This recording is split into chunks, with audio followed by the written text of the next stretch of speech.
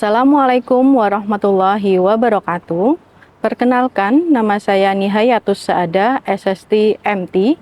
Saya sebagai dosen program studi Sarjana Terapan PJJ Teknik Telekomunikasi, jurusan Teknik Elektro, Politeknik Elektronika Negeri Surabaya. Video ini dibuat untuk memenuhi salah satu persyaratan sertifikasi dosen, yaitu dokumen pernyataan data diri dalam unjuk kerja Tridharma Perguruan Tinggi bidang pengajaran. Bidang keahlian saya adalah teknologi telekomunikasi. Saya menjadi dosen pengampu mata kuliah Sistem Komunikasi Optik, dan pada kesempatan kali ini saya akan menjelaskan mata kuliah Sistem Komunikasi Optik. Mata kuliah Sistem Komunikasi Optik dilakukan dengan menggunakan metode pembelajaran di IA, Delivery, Interaction, and Assessment. Mata kuliah Sistem Komunikasi Optik memiliki kode TT045102 yang merupakan mata kuliah teori keahlian inti prodi. Mata kuliah ini diajarkan pada semester 5 yang merupakan kuliah teori dengan bobot 2 SKS, sehingga tatap muka dilakukan 2 kali 50 menit tiap minggu. Mata kuliah Sistem Komunikasi Optik memiliki 9 capaian pembelajaran. Yang pertama yaitu menguasai prinsip dan teknik perancangan teknik telekomunikasi di sisi pengirim dan sisi penerima. Yang kedua, menguasai prinsip dan isu terkini pada teknologi mobile communication yang diperlukan untuk berbagai aplikasi pengiriman data atau voice secara umum. Selanjutnya, menguasai prinsip dan tata kerja bengkel atau studio dan kegiatan laboratorium, serta pelaksanaan keselamatan dan kesehatan kerja dalam bidang wireless communication. Yang keempat, mampu menerapkan matematika, sains, dan prinsip rekayasa dalam perancangan, analisa, dan troubleshooting elektronika pada aplikasi teknik telekomunikasi analog ataupun teknik telekomunikasi digital. Yang kelima, mampu mengidentifikasi permasalahan sistem telekomunikasi menggunakan perangkat analisa yang menjadi standar internasional dengan memperhatikan sistem keamanan atau security device untuk orang banyak dan juga aman terhadap lingkungan sekitarnya. Yang keenam, mampu mewujudkan komponen proses rancangan sistem teknik telekomunikasi secara baik dan bisa diaplikasikan secara luas dan bisa bermanfaat untuk kebutuhan masyarakat dan sosial lingkungan sekitarnya. Yang ketujuh, menguasai konsep teoritis secara umum matematika terapan, pemrograman, sistem telekomunikasi, prinsip dan perancangan rekayasa elektronika untuk analisis dan perancangan komponen bagian dari teknologi komunikasi informasi dan radio frekuensi.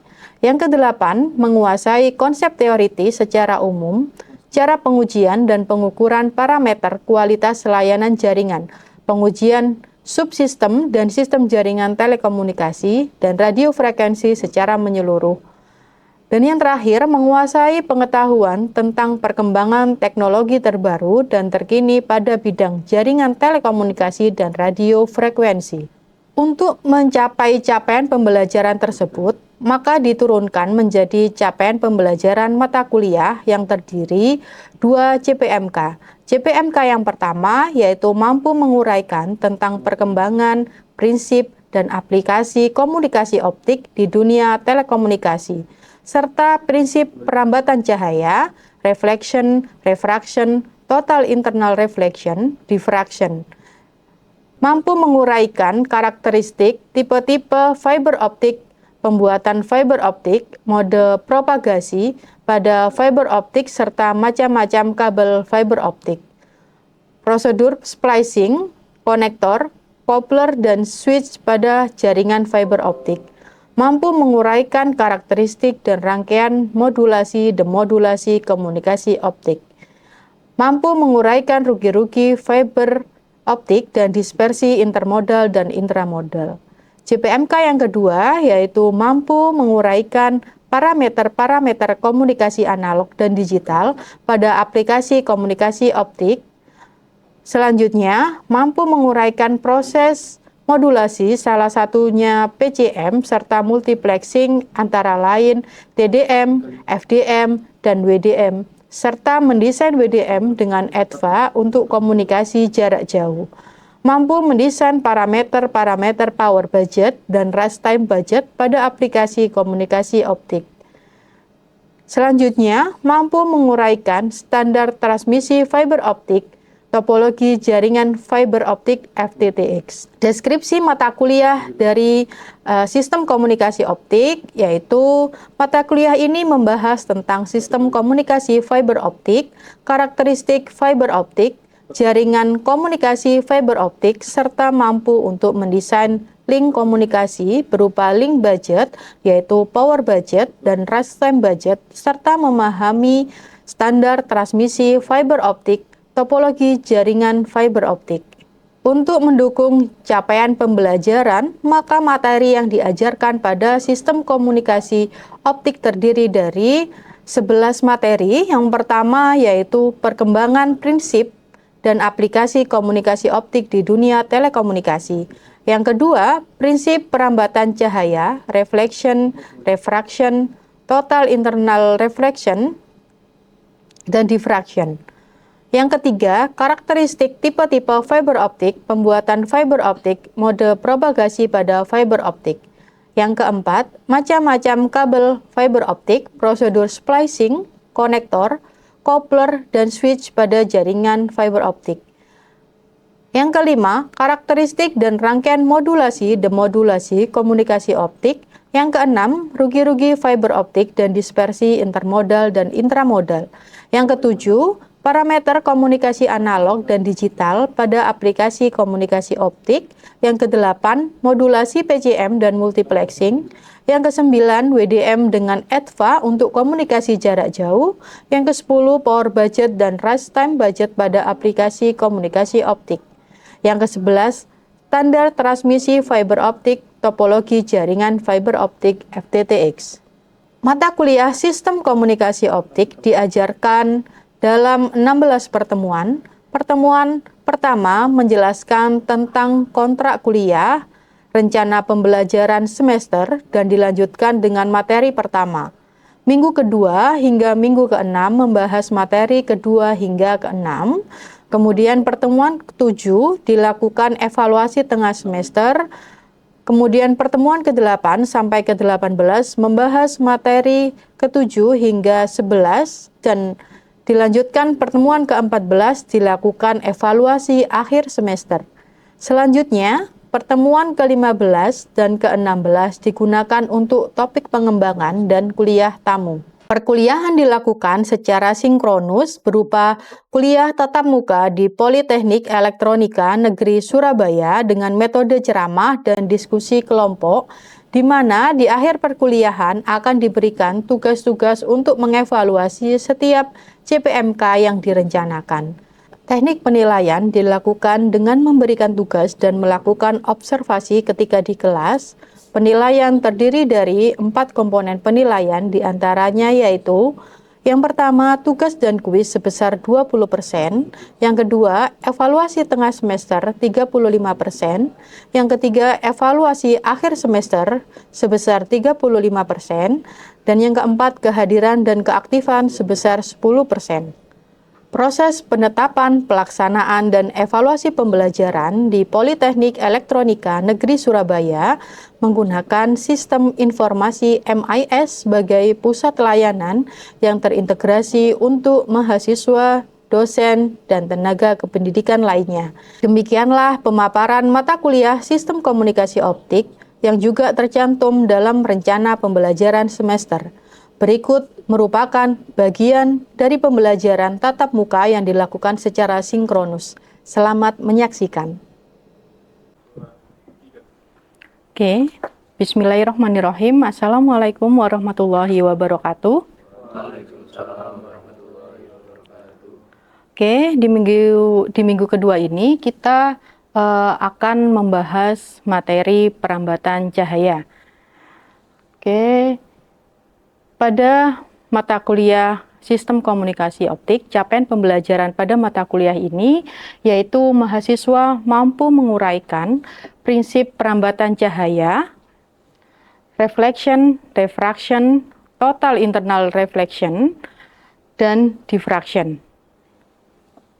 Oke, sebelum kita membahas mengenai perambatan cahaya, kita bahas mengenai fiber optik yang sudah kita bahas di minggu lalu, ya, di mana fiber optik ini ya terdiri dari plastik, ya, terbuat dari plastik untuk pelindungnya, kemudian untuk core-nya dia terbuat dari kaca, ya, di mana fiber optik ini dia bisa menghubungkan antar perangkat, ya, sehingga bisa saling berkomunikasi, ya, di mana kecepatan fiber optik ini bisa mencapai gigabyte per second, ya, karena yang digunakan di dalam fiber optik adalah cahaya, di mana kecepatan cahaya sangat cepat, dia memiliki kecepatan paling tinggi sehingga dia bisa mentransmisikan data, ya, lebih cepat dibandingkan dengan kabel koaksial. Nah, kabel fiber optik di sini terdiri dari beberapa lapisan, ya, di mana intinya, ya, itu disebut core, kemudian yang melindungi core itu disebut cladding, ya, kemudian di sini ada strength member, ya, di mana dia bisa melindungi inti core dari fiber optik. Kemudian lapisan paling luar adalah outer jaketnya. Oke, selanjutnya adalah spektrum gelombang elektromagnetik, ya. Kenapa kita harus mempelajari spektrum gelombang elektromagnetik? Di sini cahaya yang melewati kabel fiber optik itu adalah cahaya yang diantara visible light dan infrared, ya. Jadi dia di sini terletak pada visible light dan infrared di sini, ya. Di atas ini terlihat ini adalah media transmisinya, ya. Di sini ada kabel fiber optik yang paling atas, di mana dia mempunyai panjang gelombang 10⁻⁻⁶ meter, ya. Oke. Pada perambatan cahaya ini kita akan membahas mengenai spektrum gelombang elektromagnetik, ya. Nah, kenapa kita membahas spektrum gelombang elektromagnetik, ya? Agar kita mengetahui di mana sih panjang gelombang, ya, cahaya yang bisa melewati kabel fiber optik, ya. Nah, di sini terlihat, ya, bahwasanya cahaya yang melewati, ya, media transmisi kabel fiber optik itu terletak pada panjang gelombang, ya, kisaran 10⁻⁻⁶ meter, ya. Nah, detailnya kita bisa lihat bahwasanya cahaya yang melewati kabel fiber optik itu terletak pada cahaya untuk visible light atau cahaya tampak yang warna merah, dan di antara infrared, near infrared di sini, sehingga panjang gelombang, ya, yang dilewati cahaya fiber optik terletak pada panjang gelombang 0,63 mikrometer, ya, sampai 0,7 mikrometer, ya. Sedangkan untuk yang near infrared, ya, ini di antara 0,7 mikrometer, ya, sampai 2 mikrometer, sehingga panjang gelombang pada kabel fiber optik, ya, cahaya yang melewati kabel fiber optik itu panjang gelombangnya itu di antara 0,63 mikrometer sampai 2 mikrometer, ya, itu di kisaran itu, ya.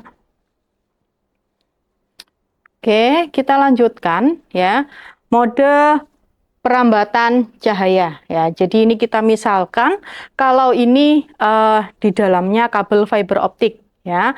Jadi mode perambatan cahaya. Nah, cahaya di sini dapat merambat dalam serat optik melalui sejumlah lintasan, ya. Jadi lintasannya bisa berbeda. Nah, lintasan cahaya yang berbeda-beda ini disebut multimode, ya. Jadi kalau dalam satu kabel fiber optik itu dia banyak mode, itu dinamakan multimode, ya. Di mana ukuran diameter core pada kabel fiber optik ini menentukan jumlah mode yang ada di dalam kabel fiber optik, ya.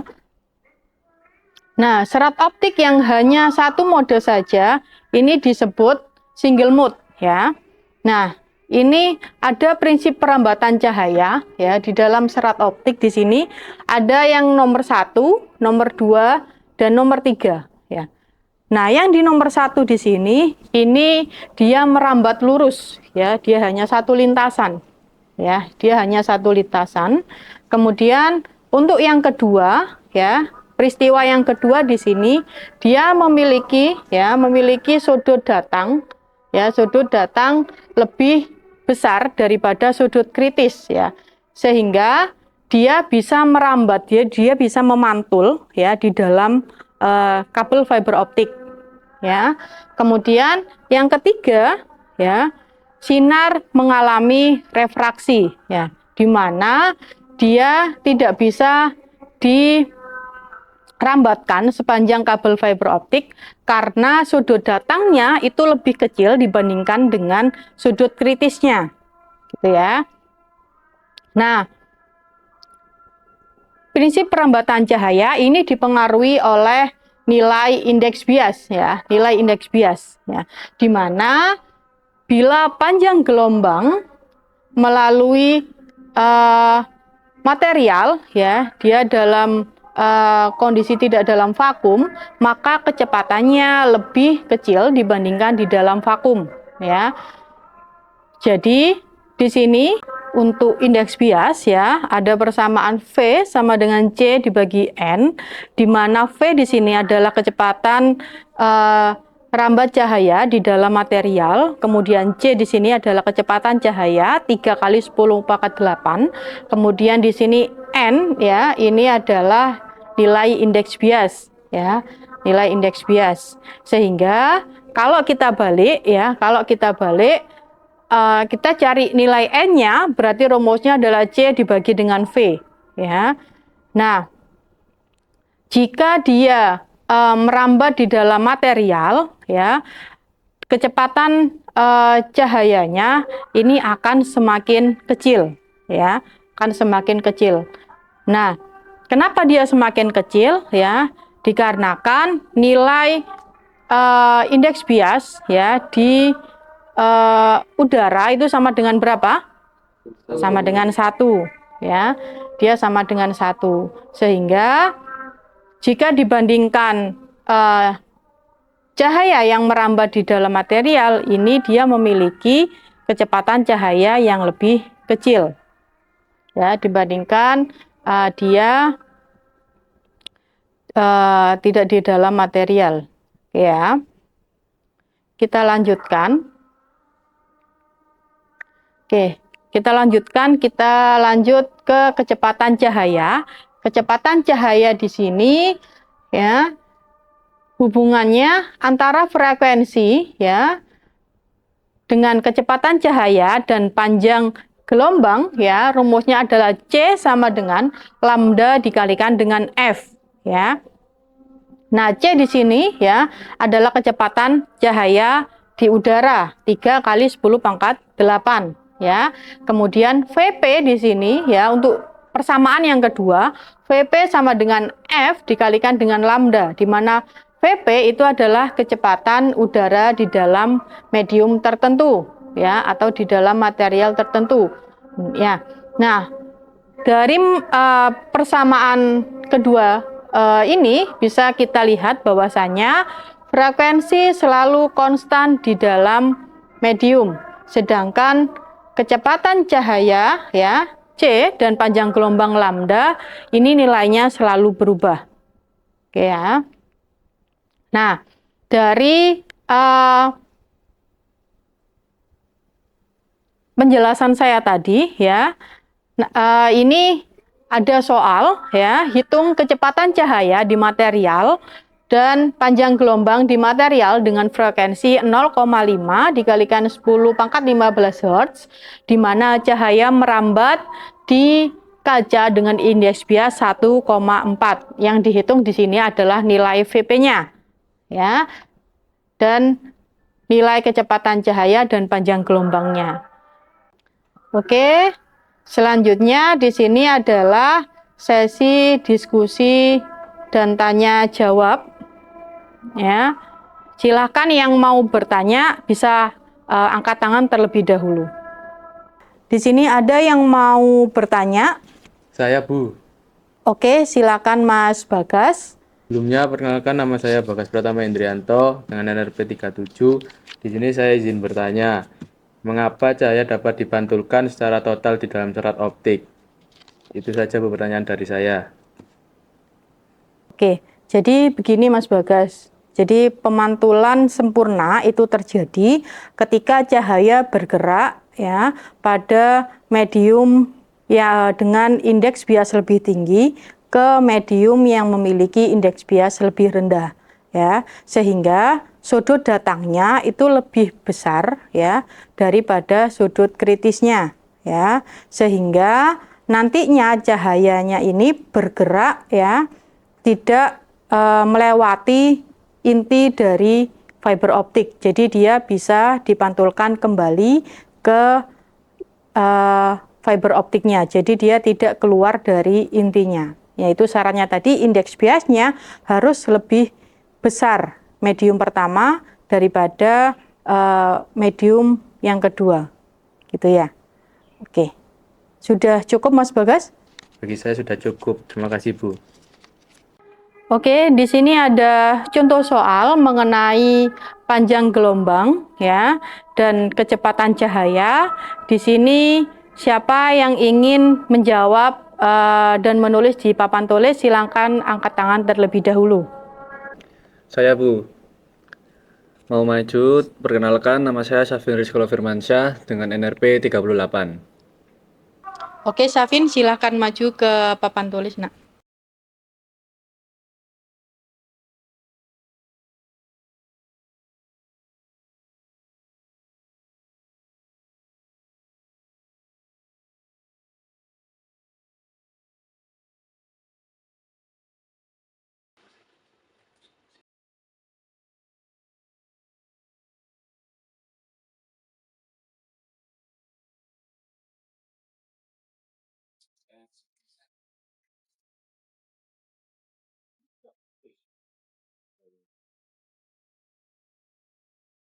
Oke, kita lihat jawaban dari teman kita Syafin ya.